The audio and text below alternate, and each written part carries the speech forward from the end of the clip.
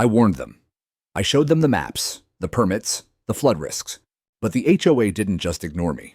They fined me. Then they sent trucks dumped gravel into my wetland, called it improvement. They thought I was just some old man clinging to mud. Until the storm came, and their million-dollar homes became a lake. This isn't a story about rain. It's about arrogance, and how nature never forgets. The wetland behind my house was never much to look at if you asked someone like Charlene Blevins or any of the HOA board members. It wasn't manicured. It didn't have white fences or decorative stones or symmetrical flower beds with timed sprinklers. No, it was wild. The kind of wild that made frogs sing at dusk and herons visit at sunrise. The kind of wild that caught the morning mist like lace in the cattails.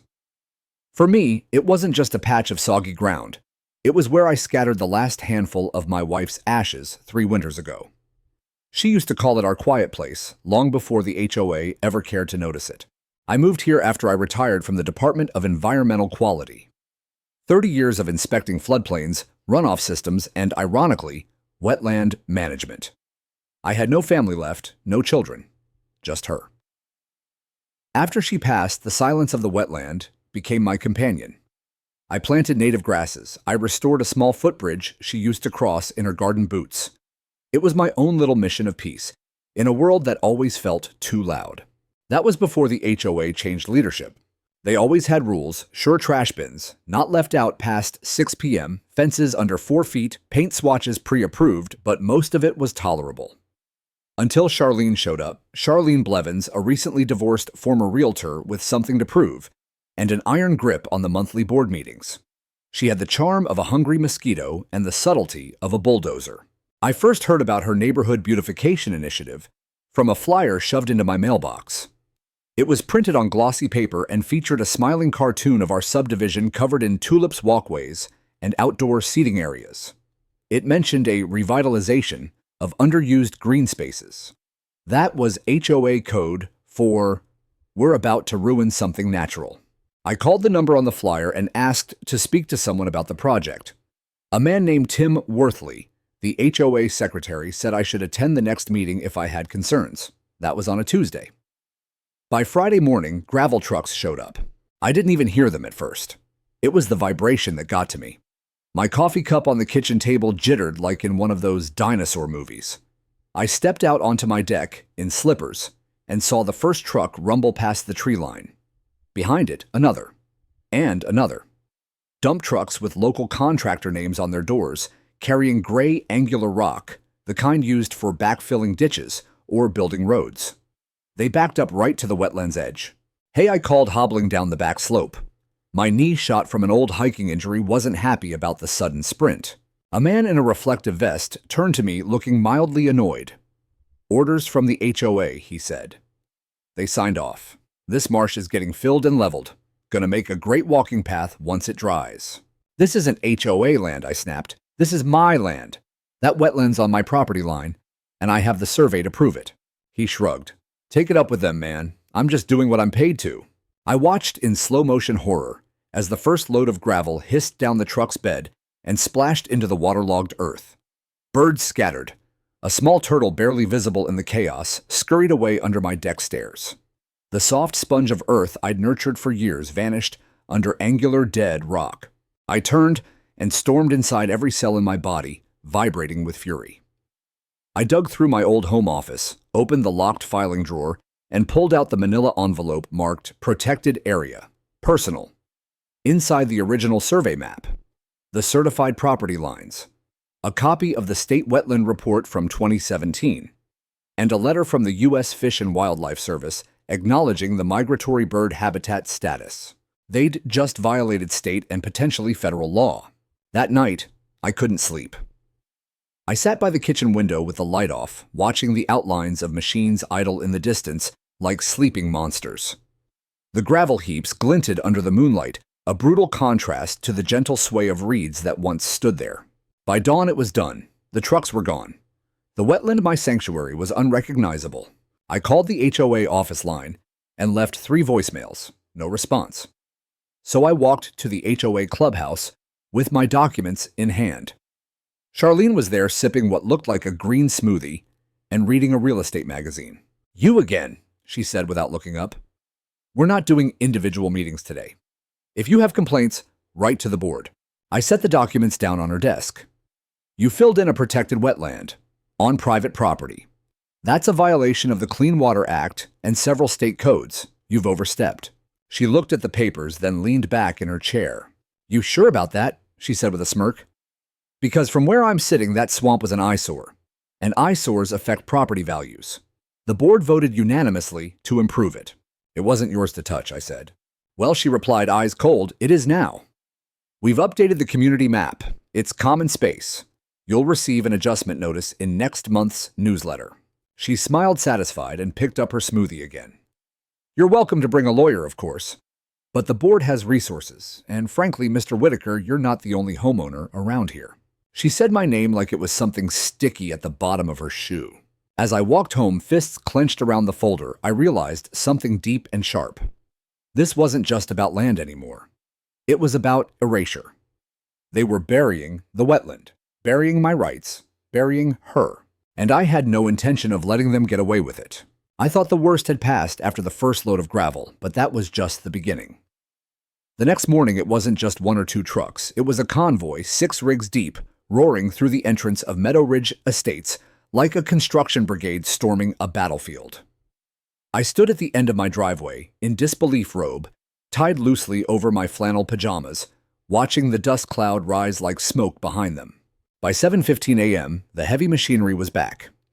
A yellow excavator with the name Dry Creek Landworks stenciled on its arm began moving the gravel around like it was frosting a cake smoothing over the wild unevenness of the marsh.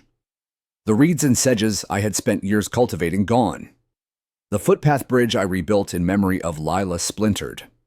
I saw the broken wood sticking out from beneath a mound of gravel like bones from a shallow grave. I called the county zoning office and was told the same thing I'd been told dozens of times during my career in environmental enforcement. "We'll open a case file and assign someone." I knew what that meant. Weeks, maybe months. If I wanted immediate action, I'd need to go up the chain. I'd need to dig deep into every contact I had left from my working years. But first I had to stop the bleeding. I stormed back down toward the gravel pit, my former wetland, and stood between the bulldozer and the next patch of earth it planned to scrape. The operator honked the horn. I didn't move. "You're trespassing," a voice shouted. I turned and saw Tim Worthley, the HOA secretary, jogging down from the clubhouse in his ridiculous salmon-colored polo shirt and clipboard in hand. "This is my land," I snapped. "It's been reclassified as common area," he said, panting. As of last week's vote, the board decided to incorporate it as part of the Phase 2 pathway extension. "Check the minutes. You don't have jurisdiction over this land," I said. "And you never consulted the assessor's office nor the conservation district. This isn't some empty lot. It's a classified wetland with migratory protections." "That's not what our legal counsel said," he replied with a smug shrug. "You're welcome to file a motion." I nearly laughed. Legal counsel. They probably paid some real estate attorney $300 an hour to rubber stamp Charlene's landscaping fantasy. I pointed to the bulldozer. "Stop it, right now, or I'll call the sheriff." Tim Worthley crossed his arms. "You'll be the one getting cited for obstruction." And that was it, the turning point, the line in the sand. I didn't say another word. I walked back inside and grabbed my camera, a battered old DSLR, with a telephoto lens Lila had bought me for birdwatching. I filmed every angle: the gravel mounds, the broken bridge, the water displacement, into the drainage easement, the backflow, threatening to seep toward the east property line. I filmed the trucks, the machinery, the operators. I filmed Tim Worthley barking orders. And I filmed myself reading the legal coordinates from my survey, a loud time-stamped, location-tagged for the record. Then I made 3 phone calls. The first was to Alan Herrera, my old colleague from the Department of Environmental Quality, now promoted to Regional Field Supervisor. The second was to a woman named Melanie at the State Wetland Protection Office. And the third was to Karen Crosswell, the only investigative journalist in the county, still willing to take on the HOA stories no one else would touch. By noon, the bulldozer had reached the north bank of the marsh. By 1, the footbridge was completely buried. And by 3, it started to rain. Just a drizzle at first, a polite warning. but I knew the forecast by heart. A slow-moving, cold front saturated air mass. High moisture convergence classic setup for a microburst storm. By sunset, it would dump 2 inches an hour. And that gravel pit, it would become a basin with no outlet. I stood at the kitchen sink, watching the water gather in the lower part of the yard, creeping up over the stone edge I'd installed to stabilize the wetland's natural perimeter. The gravel wasn't draining, it was trapping, blocking the flow like a dam without a plan. That evening, I sat at my desk and drafted the first formal complaint. To Office of Environmental Violations, Region 8. Subject Emergency Violation Report. Unauthorized filling of protected wetland. I attached the photos, the survey map, the dated footage, a copy of the original wetland classification documents, and correspondence from the U.S. Fish and Wildlife Service. I signed it with my name, my credentials, and my cell number. The rain intensified. At 9:47 p.m., the power flickered once, then again. At 10:11 p.m., I got a text from Karen Crosswell. Need interview. Have time tomorrow. Hearing from others, HOA filled drainage basin behind clubhouse. So it wasn't just me. I stared out the window again. The backyard was gone. Water shimmered on the surface of the gravel, pooling like mercury. It hadn't even rained an inch yet. I thought of Charlene's big plans, the benches, the lanterns, the magazine photo ops she'd likely envisioned. But none of it was built with drainage in mind. No French drains, no catch basins, no runoff flow design. It was a trap. A man-made trap made by people who thought beauty meant control. I sat back in my chair, soaked in the low rumble of thunder. And somewhere underneath it all, I heard the croak of a single bullfrog, trapped, confused, and displaced like the rest of us. That night, I didn't sleep. I left the porch light on. I left my boots by the door. And I wrote in my journal for the first time in months, a simple line scratched in bold across the page. They've turned my sanctuary into a dam. And when the storm hits, it won't be my house that pays the price. Charlene Blevins moved into Meadow Ridge Estates 2 years ago, and from the moment she set her high-heeled foot onto the cracked pavement of our aging suburban enclave, she made it clear she was here to elevate the brand. That was how she spoke, like a listing description.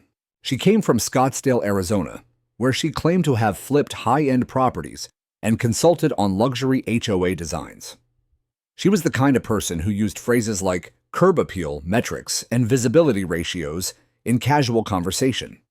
Always in a bright pantsuit, always holding an overpriced water bottle with lemon slices floating in it like artifacts. And when old Greg Heller stepped down as HOA president due to a stroke, Charlene leapt at the power vacuum like a hawk on a field mouse. She campaigned aggressively, slipped flyers under doors, hosted wine tastings in her backyard, even invited the county councilwoman to a Meet Your Next HOA President garden brunch. And it worked. She was elected with 83% of the vote. People didn't see her ambition. They saw her landscaping. To the other residents, especially the younger families, and the real estate crowd, she was a breath of fresh air. Finally, one neighbor told me someone who gets things done. That was before they realized that getting things done meant bulldozing anything that didn't match her vision of cohesive community aesthetics. At the first board meeting she presided over, she proposed an amendment that would allow the HOA to unilaterally reclassify underutilized green space into common property for visual benefit purposes. It was vague, it was predatory, and it passed 4-1. I was the one dissenting vote as a non-board advisory member with environmental expertise. Not that it mattered. My role was non-binding, a leftover from when the HOA still consulted homeowners with specialized backgrounds. Charlene pushed through her landscaping master plan in under 3 months. Trees were trimmed back to visibility-approved heights. Decorative gravel replaced natural shrub lines. Several residents were fined for excessive lawn irregularity, a made-up term that somehow carried a $150 citation. But the wetland that was her crown jewel. In a meeting transcript I later obtained through the HOA Transparency Clause, Charlene referred to the marsh behind my home as a blight on the neighborhood's visual continuity. She said it was potentially hazardous due to standing water and claimed she had received multiple complaints from residents about the smell. There were no such complaints. I know because I asked. But facts didn't matter. Charlene had a vision board complete with magazine clippings and a mock-up showing my wetland transformed into a reflective wellness garden. There were benches, white stones up lighting. She stood before the board in April, clicked her PowerPoint remote, and declared, "This is the new face of Meadow Ridge. Modern, clean, unified. Our homes are worth 14% less than the ones 3 subdivisions over, and I intend to fix that." No one questioned it. No one challenged her claim about property values. No one asked for an environmental impact study. And when I did, I was accused of being emotionally attached to land that could serve the greater good. She actually said that the greater good, like we were living in some dystopian novel. I tried to argue. I presented the wetlands classification, reminded them that the area functioned as a natural retention basin, critical for stormwater runoff in our subdivision. I showed them the 2017 flood mitigation map that literally labeled the wetland as essential low-lying catchment. Charlene smiled like she was indulging a confused child. "Paul," she said with her patronizing, rehearsed tone, "we all appreciate your passion, but we also have to be realistic. No one wants to look at a swamp. It's hurting the neighborhood's appeal. And let's be honest, you're one man. The rest of us live here too." That stung more than I let on. I did live here. Longer than she had. Longer than most of the people in that room. But to Charlene, I wasn't part of the future she was engineering. I was a relic. An obstacle. A line item in the problems column. The vote to gravel fill the wetland passed unanimously at the next meeting. I wasn't even notified. The next time I saw Charlene was during the storm. She was standing on her front porch in pink rubber boots, holding her cell phone high above her head, like it could shield her from the chaos. Her manicured front yard, once her pride, was now under 6 inches of water. The rain pounded her tulips flat. She didn't look at me when I drove past in my truck that evening. But I saw her glance at the back of my property, toward the gravel where the water was starting to pool. Her expression had none of the smug confidence I'd come to associate with her. No, it was something else entirely. Fear. Because the rain wasn't stopping, and her kingdom of curated lawns and sterilized green space had no drains, no sponge, no outlet. She built a crown on a floodplain, and the water was coming to collect. 3 days before the storm hit, I sent the HOA board a certified letter. Not an email they could claim ended up in spam. Not a phone message they could ignore. A certified letter signed for time-stamped, notarized, and attached with 23 pages of documentation. I laid it all out. A topographic map showing the elevation gradient from the former wetland through the subdivision. A FEMA floodplain overlay proving that the gravel dump had blocked the natural runoff channel. Copies of state and federal wetland registry documents. A copy of the Clean Water Act clause regarding unauthorized fill. My own surveyor's report confirming the HOA had trespassed on my private land. I even included photos I'd taken of previous storms where the wetland absorbed over 12 inches of rainfall without a single drop spilling toward the lower lots. I made it plain this land wasn't some abandoned mud pit. It was infrastructure, natural infrastructure, and they had just destroyed it. I hand-delivered a second copy directly to Tim Worthley, the HOA secretary. He met me in the parking lot of the clubhouse, wearing that same smug expression that had begun to feel like a taunt. "This is for your records," I said, extending the folder. He glanced at the paperwork without reaching for it. "Paul, we've been advised by our counsel not to engage further." "I'm not here to engage," I said. "I'm here to warn you." "That sounds like a threat," he muttered. "No, it's a prediction," I replied. He took the folder with exaggerated reluctance. "We're confident in the board's decision. We had it reviewed." "By who, a real estate lawyer?" I shot back. "This isn't a zoning dispute. You filled a registered wetland with gravel. That's a federal crime." Tim Worthley waved a dismissive hand. "We don't need the dramatics." He turned and walked away, folder under one arm, like it was a pizza menu. I watched him go, my jaw clenched, feeling the old blood pressure spike crawl up the side of my neck. That night, I emailed the board a digital copy of everything, just to ensure there was no way they could claim ignorance. Charlene responded 2 hours later with a single sentence. "Your continued interference with HOA improvement projects will result in formal violations under our covenant enforcement process." Interference. They'd trespassed. They'd destroyed private land. They'd violated federal environmental law. and yet somehow I was the one interfering. The next day, I received a fine, $500 for non-compliant landscaping.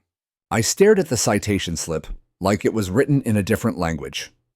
Non-compliant landscaping, my backlot. What used to be the wetland was now buried under 2 feet of gravel. They had dumped. What landscaping were they referring to? The wild rushes they had crushed, the habitat they had erased. I called the HOA office. No answer. I sent an appeal. It bounced back, mailbox full. By now, the weather models had grown more aggressive. The storm front was stalling. Meteorologists were predicting heavy bands of rain over 24 to 36 hours. I knew what that meant. Saturated ground, flash flooding. With the wetland blocked, the subdivision would be the basin. At 4 a.m., I called Alan Herrera, my old colleague at the Department of Environmental Quality. He picked up after 3 rings. Paul, he said, groggy. Alan, I need your help, I said. It's urgent. I explained everything: the illegal fill the property line violation, the storm on the horizon. I told him I'd sent evidence to the board. I told him they ignored it. Find me even. Alan went silent for a long time. Then he said, forward me what you have. I'll loop in enforcement. We can't promise immediate action, but if the flood hits and there's measurable damage, there will be damage, I said. I promise you that. I sent him the full digital package. 15 minutes later, I got an email confirmation. Subject received. Urgent wetland violation report. Region 8. That same afternoon, I got a knock on the door. A courier. Another fine. This time, $1,000 for publicly disparaging the HOA and false legal threats. A handwritten note in the margin said, continued hostility will result in formal legal action against you, Mr. Whitaker. You are in violation of Article 6, Section 4B, Community Harmony Clause. Community harmony. They were using harmony as a weapon now. I sat down at the kitchen table, opened the fine, and laughed out loud. A bitter, rasping laugh. They were accusing me of damaging community spirit when they had just converted an ecosystem into a parking lot with no exit drain. That night, I sat on the back deck as the first sprinkles began tapping the railing. The sky was low gray and full. The air smelled like wet concrete. The wind was picking up. A familiar croak echoed across the yard. A frog, one of the last. I followed the sound and found him sitting on a chunk of gravel, confused, surrounded by what used to be marsh. He looked up at me like we were both witnessing the same funeral. I leaned down and whispered, hang tight, buddy. The water's coming, just not how you remember it. Because despite all the letters, all the proof, all the warnings, I knew they wouldn't stop. And now there was only one thing left to do. Let the rain come. It started around midnight. The kind of rain that makes you look up from your book, tilt your head toward the window, and ask yourself if it's going to stop. Then it doesn't. The drops got heavier, louder, until they drummed against the roof like a warning from the sky itself. I sat in the living room with the lights off, watching through the big bay window as my yard disappeared 1 inch at a time. The water couldn't soak into the earth anymore. It had nowhere to go. The gravel buried everything that used to absorb it. Now it just sat, rising, spreading, slow but certain. At 2:14 a.m., the first drain failed. I knew it because the culvert by the clubhouse started spitting water instead of swallowing it. The pipe that used to route overflow from the wetland was now reversed, pushing water back up the slope. It flooded the path between the walking trail and the HOA playground in minutes. I could see it all from my upstairs window swing sets, drowning mulch, floating LED path lights blinking underwater like dying fireflies. By 3:30 a.m., it reached the first home. I recognized the address. 122 Woodridge Lane. The 2-story craftsman with the stone columns and oversized shutters. HOA board member Ron Minter lived there. He once told me the wetland was an eyesore that attracted mosquitoes. Now his yard was a pool. The water was halfway up his porch steps. I got dressed, not because I was going anywhere, but because the storm demanded it. You don't face a flood in pajamas. I pulled on my old army jacket.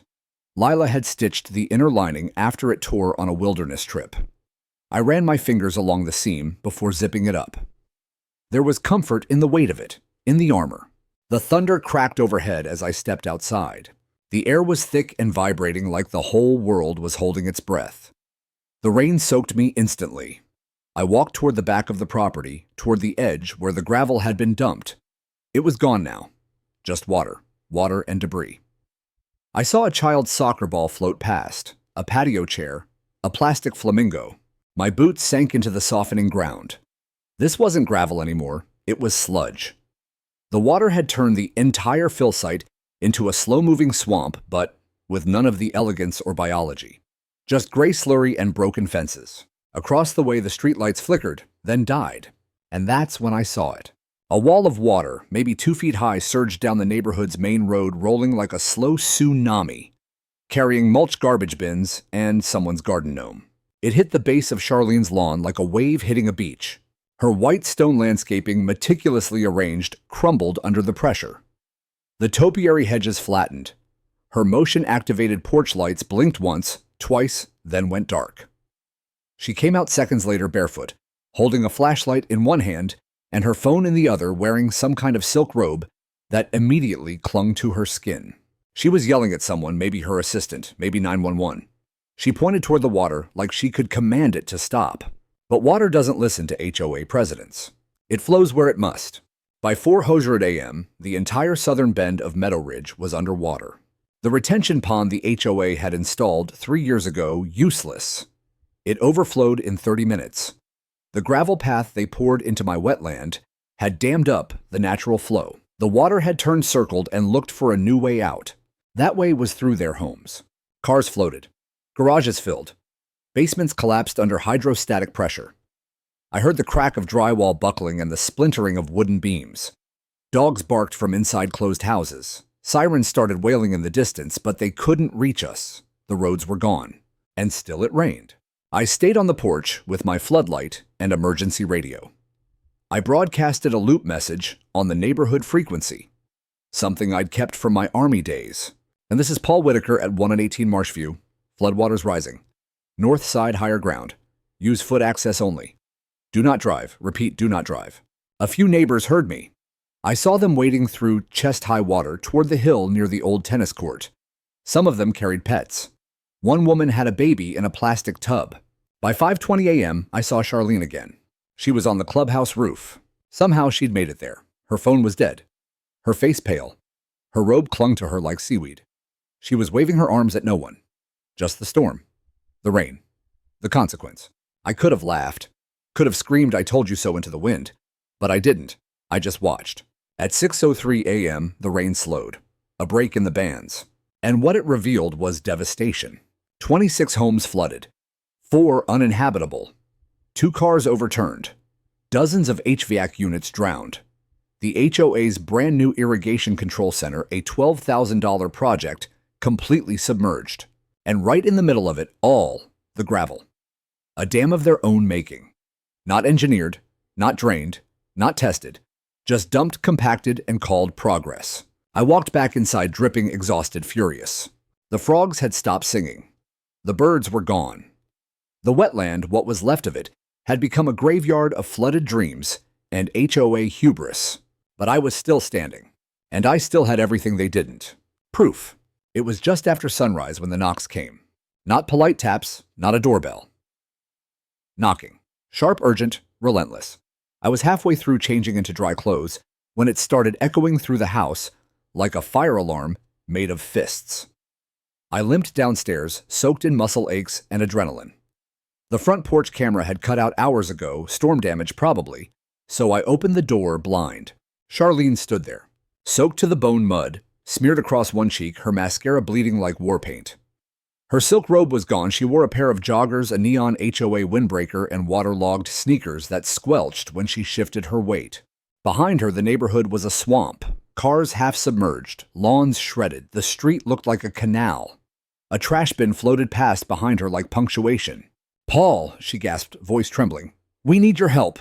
She didn't look like a president anymore. I didn't say a word, just stood there in the doorway waiting. "The clubhouse is underwater," she continued, wringing her hands like it would make the flood recede. "The pumps, our whole system, it's failed. The retention pond overflowed, and now the water's not draining. It's just stuck." "No runoff?" I asked flatly. She shook her head. "Blocked. Everything's blocked." I tilted my head. Maybe it's the giant pile of gravel someone dumped into the wetland basin. Her face twitched. Paul, I didn't realize it wasn't supposed to. Her voice broke. We thought it would help stabilize the area. You didn't realize I snapped the words coming harder now, sharper. You mean you ignored everything I sent you? The maps, the legal surveys, the floodplain overlays, the wetland classifications. You dismissed them as emotional blackmail. Charlene, you fined me for trying to stop this. I know, she whispered, her voice barely audible over the soft roar of standing water just beyond the steps. And I'm sorry. But please, you know this stuff better than anyone. We need to drain it. We need to stop it from getting worse. I studied her, really studied her. Her eyes darted from my face to the flood behind her and back again. She wasn't asking for help because she understood the damage she'd done. She was asking for help because it had finally touched her. Her house was flooded, her status crumbling. And now suddenly my expertise mattered. I leaned against the doorframe and folded my arms. You want my help now? I asked. She nodded. Yes, please, just tell us what to do. Well, I said slowly, first thing you need to do is step back from my porch. Her eyes widened. What? You're trespassing, I said. Her mouth opened and closed like a gasping fish. I'm not your emergency flood consultant, Charlene. I'm the homeowner you buried. You didn't just fill my wetland, you erased it. You bulldozed over it, fined me for objecting, then publicly accused me of threatening the community's harmony. And now you want my help. I made a mistake, she whispered. No, I said. You made a decision. A deliberate, well-funded, board-approved, legally documented decision. You called it beautification. And now your neighborhood is drowning in it. She looked like she might cry, but no tears came. Just exhaustion, humiliation. Behind her, HOA board members began gathering. I saw Tim Worthley, clipboard, gone, replaced by a panicked expression. Ron Minter trudged up from the road in waders, his front yard completely lost beneath brown water. A small group of residents followed, some carrying buckets, others clinging to hope like debris. I stepped out onto the porch and let the screen door slam behind me. You know what I did last night? I asked them, raising my voice just enough to carry over the wind and the hum of flooding chaos. I filed an emergency report with the Department of Environmental Quality. I submitted a full violation package, videos, photos, property line, surveys.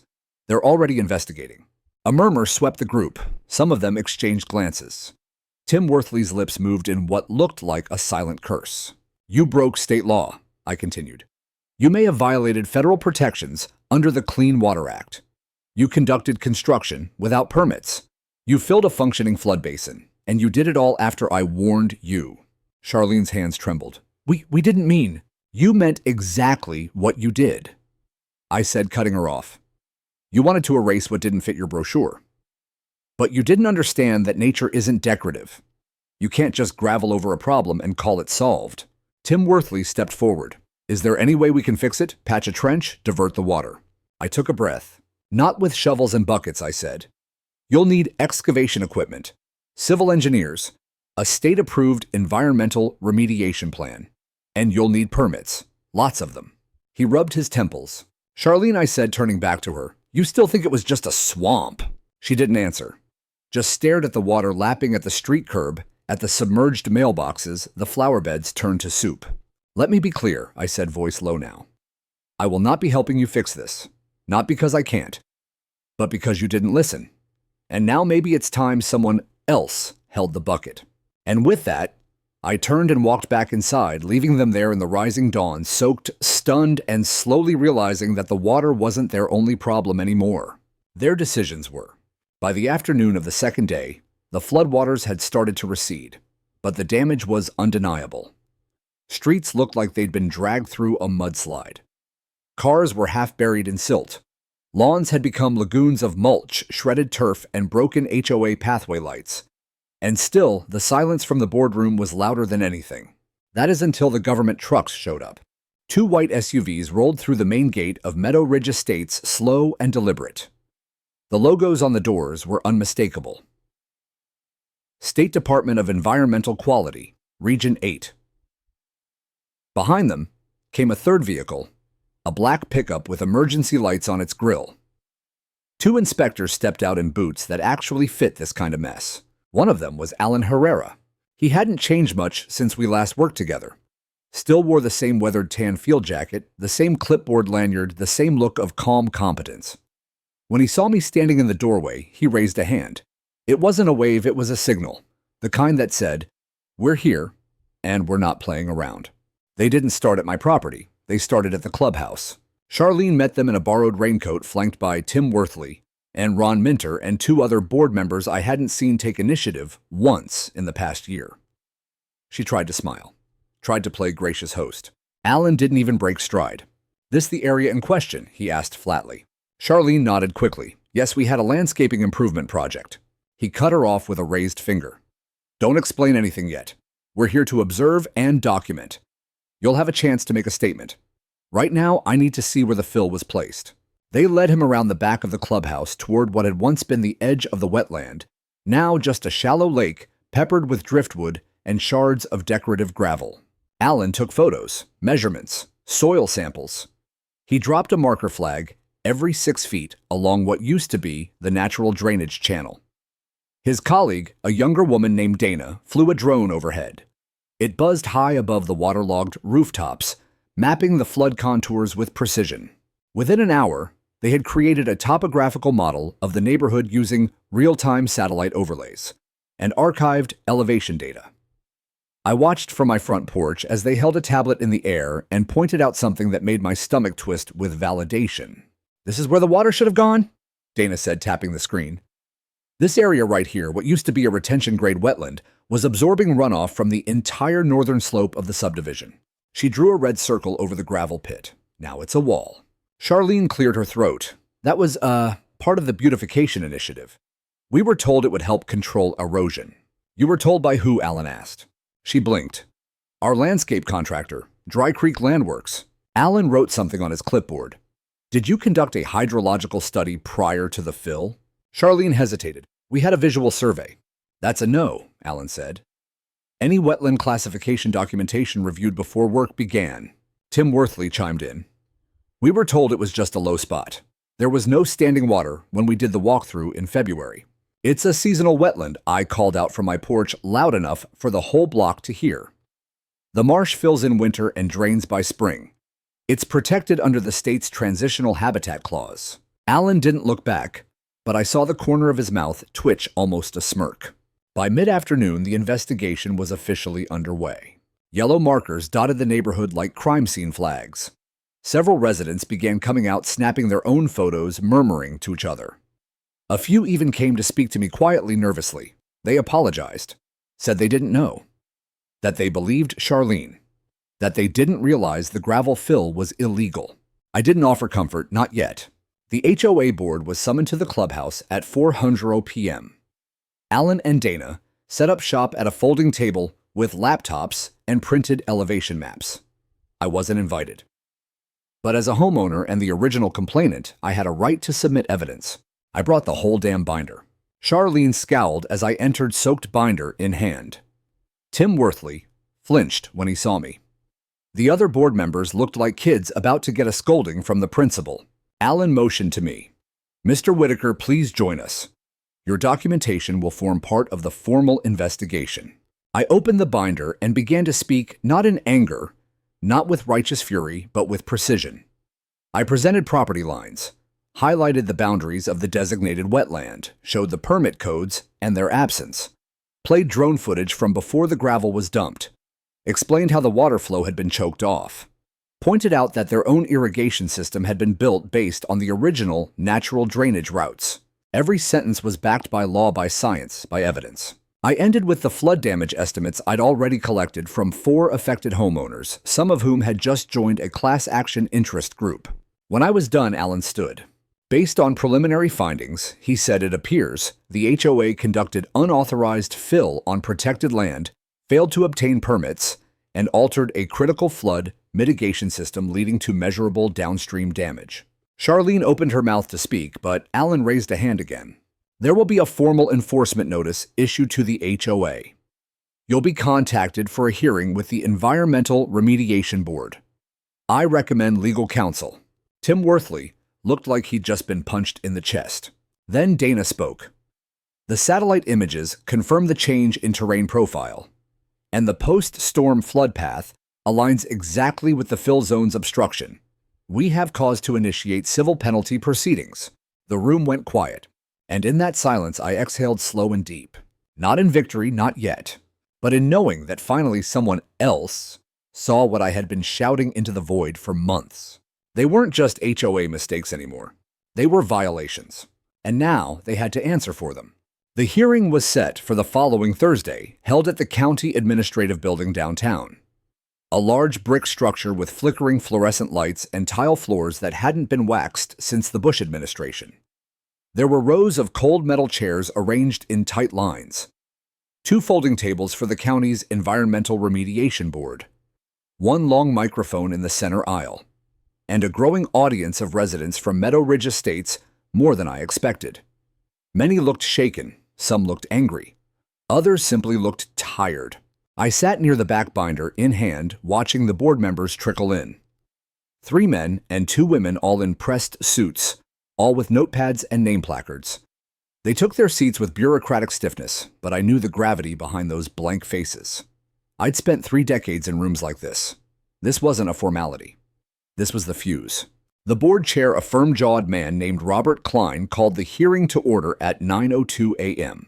We are convened today to review Case 23-408, in which the Meadow Ridge Estates Homeowners Association is alleged to have unlawfully altered a state-classified wetland, resulting in property damage, ecological disruption, and potential violation of federal law.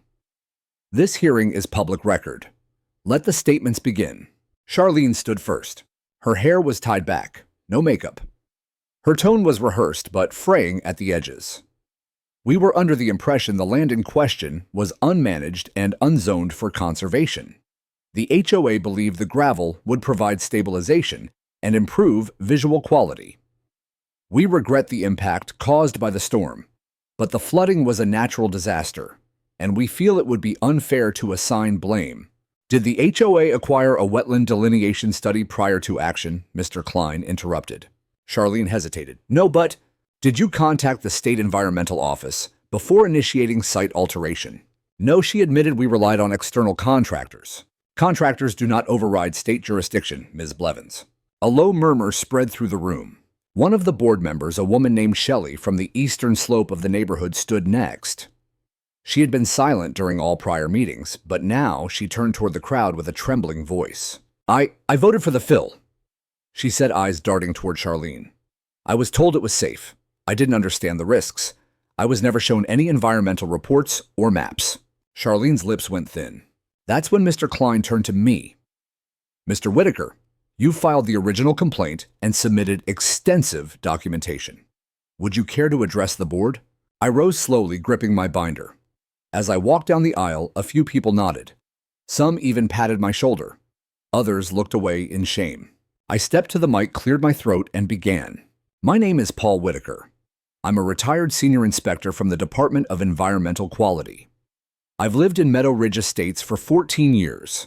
I own the property where the wetland once stood. It wasn't just some backyard bog, it was a protected flood mitigation system. I held up a photo of the wetland from 3 years ago, lush green, teeming with reeds and migratory birds. This land absorbed runoff from the northern ridgeline. It held groundwater during heavy storms. It fed local wildlife and served as a natural filter. I warned the board repeatedly. I submitted property surveys, topographical overlays, flood zone maps, and legal protections under the Clean Water Act. I clicked my remote and projected a slide behind me. Drone footage showed the wetland in 2022, and then again graveled over in 2024. They filled it, without permits, without notice, without consequence, and then fined me for trying to stop them.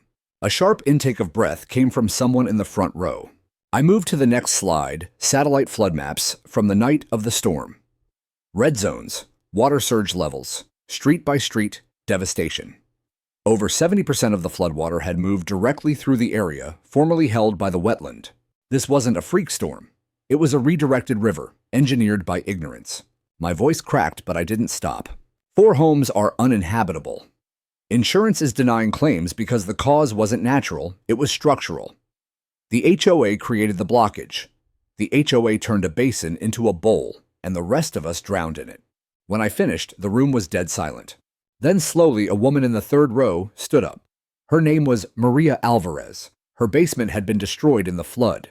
I was never told the land was protected, she said. We trusted the board. We thought they knew what they were doing. Her voice began to tremble. We lost everything. Photos, furniture, my son's school laptop, and we were fined afterwards for not cleaning our porch in time. She turned to Charlene. How could you do this to us? Another voice joined, then another. One man held up a piece of drywall covered in black mold from his child's bedroom. Someone else waved their HOA fine letter like a flag of betrayal. The hearing spiraled into something raw and real. Community grief, collective rage, the kind that bureaucracies don't plan for. Robert Klein had to gavel the room twice before things quieted again. We've heard enough, he said. Based on the presented evidence and the testimony of impacted residents, we are recommending the following immediate actions. He read from a prepared document, but every word hit like thunder. A formal citation against the HOA for unauthorized environmental alteration. Immediate suspension of all HOA landscaping activities. A $175,000 fine to be allocated toward remediation and homeowner compensation. A mandatory third-party audit of HOA leadership decisions. And the immediate removal of Charlene Blevins as HOA president. Gasps, murmurs, then applause, not polite, not triumphant, just tired clapping from people who had held their breath for too long. Charlene stood frozen. She didn't speak, didn't protest. She just slowly gathered her papers, turned, and walked out of the hearing room without looking back. As she passed me, I saw her jaw tighten. But there were no words left to throw. She'd buried the wetland. Now the truth had buried her.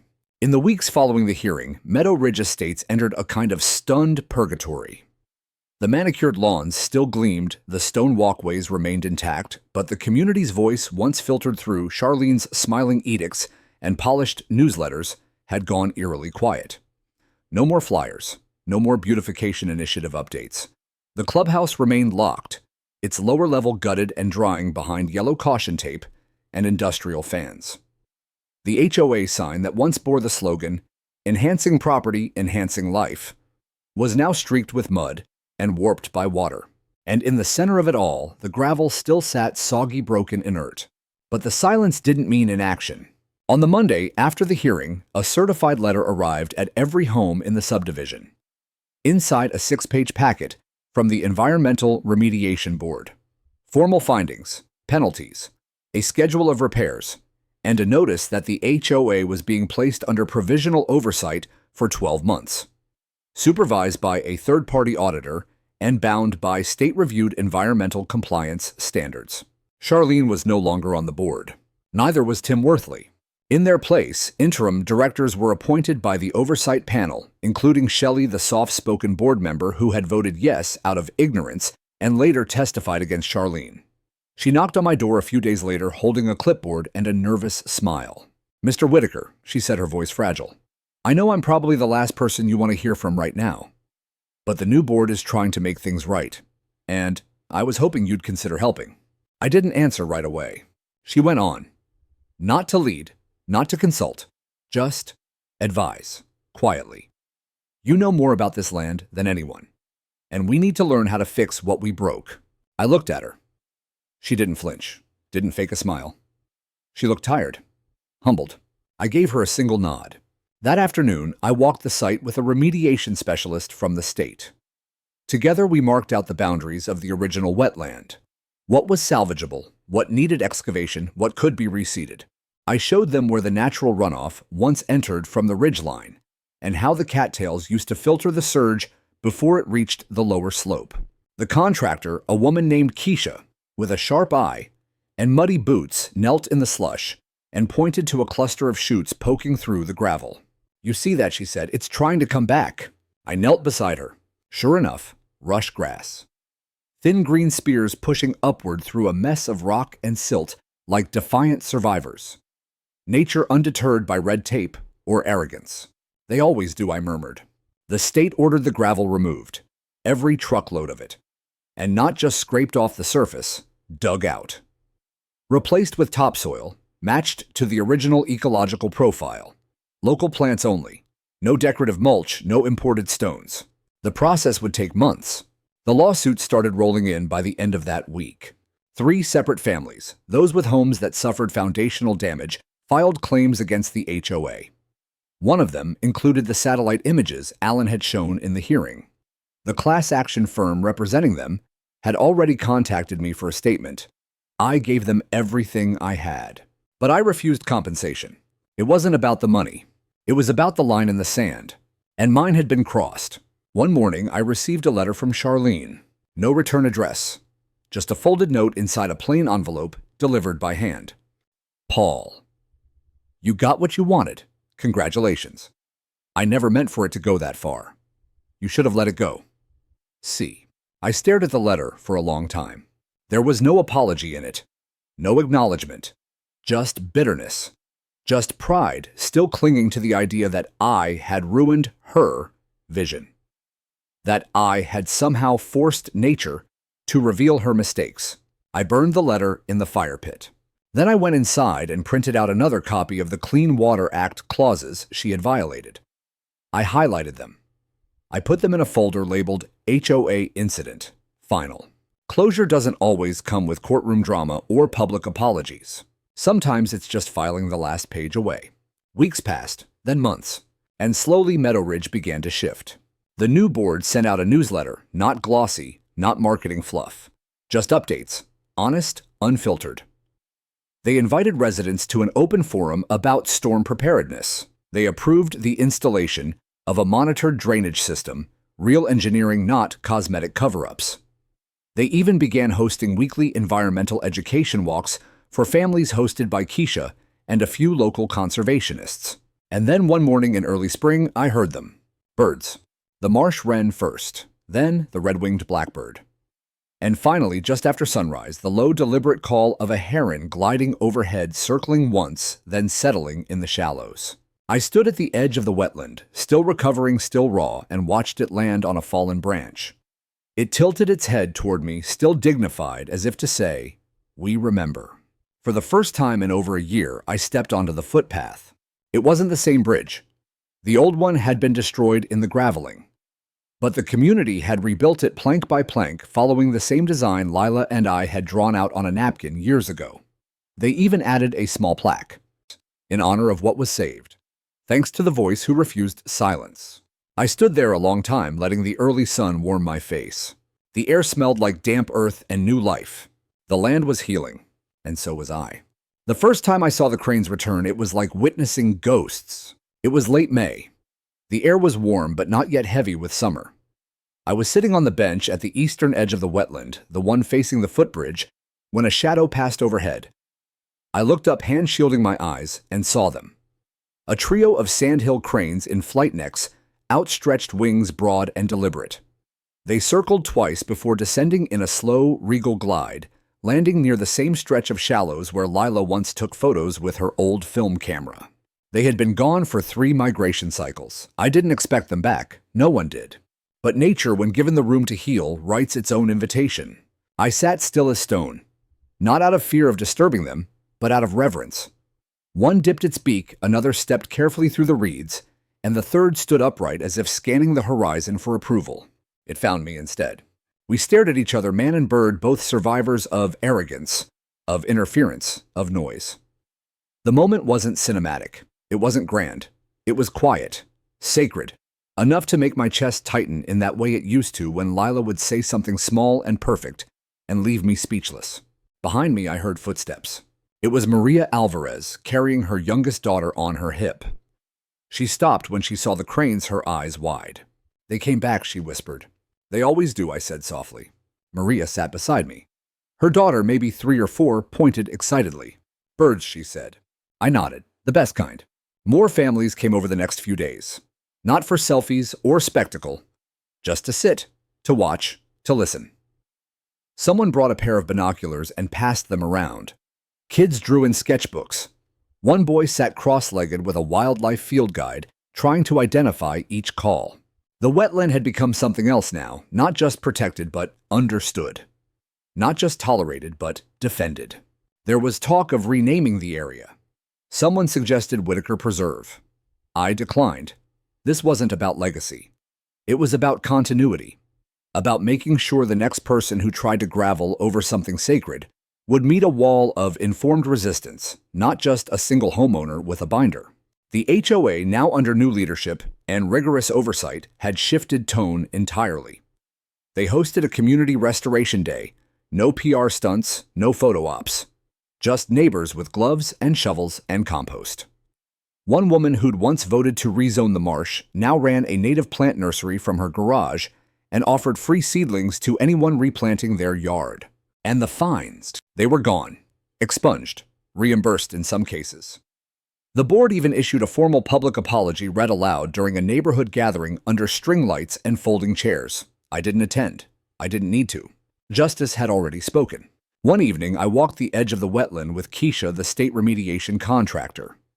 The last of the gravel had been cleared 2 weeks prior.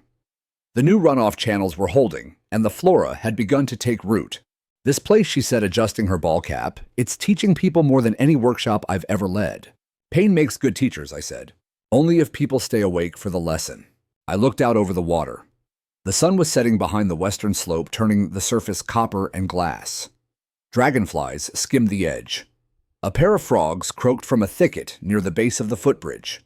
And for the first time in over a year, the place felt alive again. I thought of Lila, of the first time we walked this property, of her boots sinking into the marsh laughing as she held her camera like it was made of crystal. This isn't just land, she'd said. It's story. I finally understood what she meant. This wasn't just about dirt or birds or drainage. It was about defending the parts of the world that couldn't defend themselves. It was about remembering that not all value is visible. That sometimes the most powerful thing you can do is refuse to be quiet. In the end, it wasn't lawsuits or inspectors or fines that restored the wetland. It was a voice that stood when it was easier to sit, that shouted when the world insisted on silence, that pointed over and over to a line in the earth and said, "This matters." So I sat there under a sky that had cleared of its rage, and I whispered a thank you to the cranes, to the marsh, to Lila, to the storm, and to myself, for not giving up, for letting the truth rise even when the water did. And as the sun vanished behind the tree line and the frogs began their nightly chorus, I finally stood lighter than I had in years, and walked the long way home through a neighborhood that for the first time in a long time knew what it stood on, and maybe what it stood for.